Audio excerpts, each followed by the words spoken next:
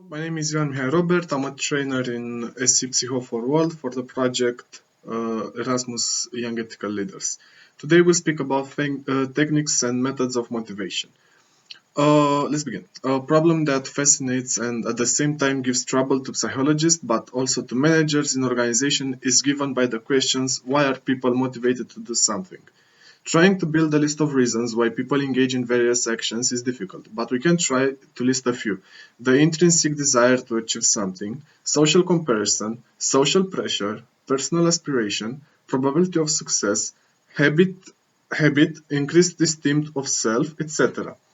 The goals of organizations can only be achieved through the joint effort of its members. One of the conditions for which some organizations are more efficient and productive than others is given by the quality and quantity of efforts made by its employees, efforts that are related to motivation. In order to work well, people need to be strongly involved in their work and eager to achieve certain goals. For the simplest, such as the desire to make money or to get home faster, to the most complex and useful to the organizations, to achieve important things, to find new effective methods, to do what they enjoy. Let's start with the nature of human motivation. From the perspective of work psychology, motivation is defined as the sum of internal and external energies that initiate, direct, and support an effort oriented towards an objective of the organization, which will simultaneously satisfy individual needs. This definition results in three key elements: effort, organizational goals, and needs. Effort is a quantitative measure of intensity, thus a highly motivated employee performs a sustained activity at work. However, not every intense effort leads to work performance.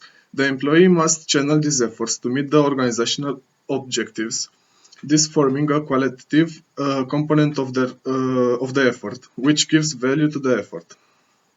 The closer the personal goals are to the organizational ones, the more the effort will contribute to the expected results of the organization, as the non-alignment of these objectives will result in poor performance at work. Motivational must be analyzed as a process of meeting needs. Need is an internal state of necessity that makes certain goals attractive. As long as it is unsatisfied, it creates an internal tension that stimulates the individual, training him in a behavior through which he seeks to satisfy the need and reduce tension. In order for an individual to be motivated at work, he must have certainty that performing a certain activity will satisfy his own needs. An individual motivation for work is determined by a number of motivational factors, individual and organizational. In the general model, the combination of these factors will determine an individual motivated behavior or not in order to obtain the expected performances. Manager connotations. Motivation is one of the responsibilities of the most important managers. They should seek the best ways to make that their subordinates to achieve performance at work. An important thing is organizational environment. Often insufficiently emphasized is that the employee alone is able to motivate himself because the motivational processes are triggered and coordinated from within the human being. The role of the manager is to identify and specify how the achievement of the organization's objectives also ensure the satisfaction of the employee's own needs. The second one is approaches to work motivation.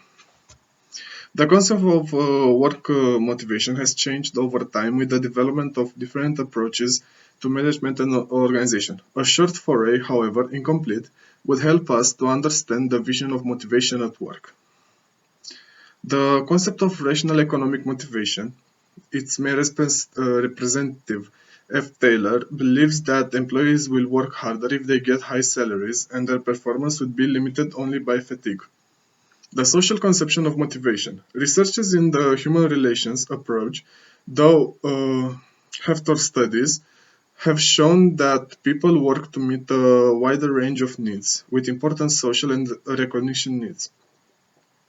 The concept of self-actualization of motivation focused on the content and significance of tasks, emphasizing the importance of intrinsic motivation factors. The conception of the person's complexity is based on the adaptation of managers to particular situations and to the different needs of the employees.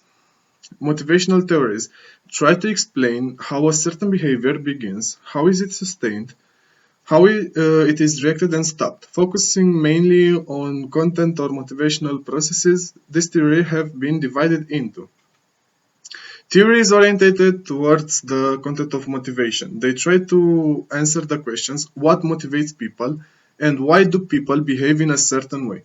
This category includes models like Maslow's hierarchy of needs, McLaren's motivational model, Alderfer's ERG model, and Herzberg's two-factor theory.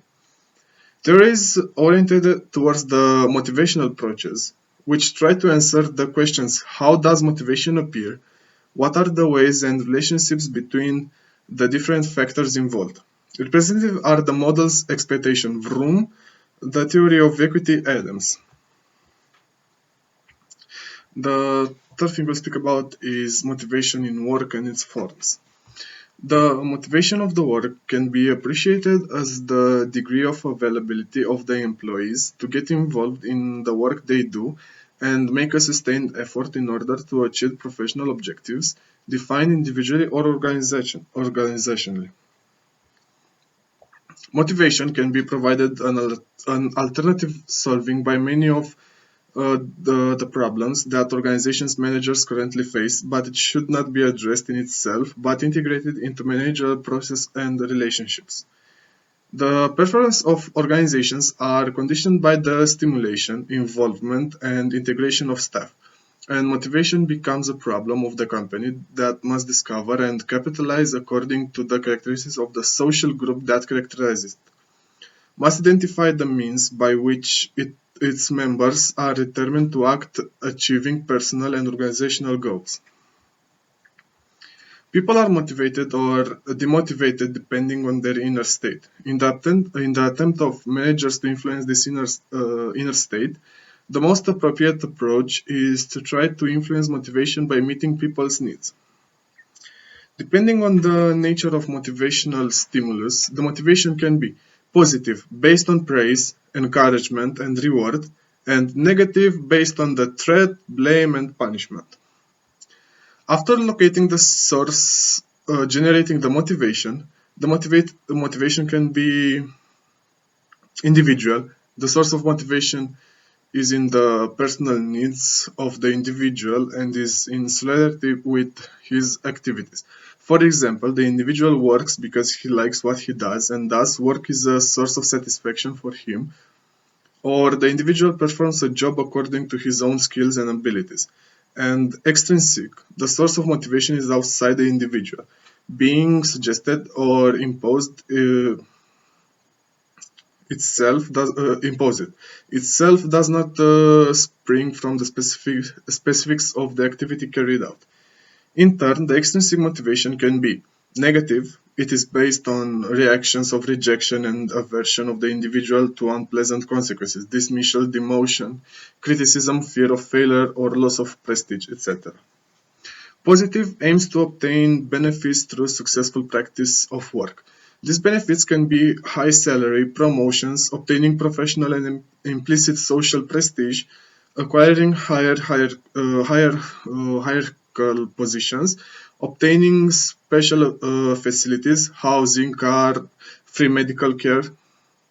Positive extrinsic motivation is short-lived and must be maintained permanently. At the level of institutions, there are several types of motivation. The economic motivation that appears as a result of material stimuli, different forms of salary, bonuses, cash prizes. Professionals' motivation. It is based on the work performed and its conditions, work content, physical working conditions, purpose of work. This type of motivation arises from the individual's relationships to work, to the particularities of its development. Work has become a means to ensure the satisfaction by the interaction of the member of the working group. Group structure, its size, purpose of the group, and refers to the fact that on the one hand work promotes social contacts, and on the other hand, by belonging to the working group, people are satisfied with the needs for cooperation, affiliation, security, esteem, and social status. In conclusion, motivating an individual is not as easy task for a manager, as he must adapt his efforts to the particularities of that individual, fundamentally different from other individuals in terms of attitudes, behaviors, goals, background, and particular to his specific needs. This was all for today. See you at the next course. Goodbye.